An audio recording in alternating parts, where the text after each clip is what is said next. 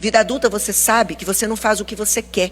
Você faz o que é preciso fazer para obter o que você quer, desde que aquilo não vai ferir os seus princípios morais e éticos. Mas você não faz só o que você quer. A vida é igual para todo mundo? Não.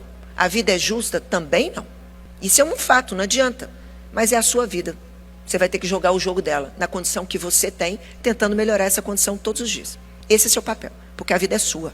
Isso é vida adulta. A gente encarar os nossos erros é muito dolorido, sabe, gente? Por isso que a gente tem uma tendência a falar do erro do outro. Porque é mais simples você falar que a culpa é do outro, porque você não vai precisar mudar. Na vida a gente quer mudança, mas a gente não quer mudar. E a gente acha que a nossa vida vai mudar se o outro mudar. Meu casamento seria melhor se meu marido fosse melhor. Minha vida seria melhor se eu nascesse numa outra família. Eu entregaria resultado se eu tivesse um outro chefe, um outro cliente, numa outra situação, um outro mercado. E a gente vai tirando a responsabilidade da gente. Só que a responsabilidade da sua vida é sua mesmo, não é de mais ninguém. Não adianta tirar, isso é covardia.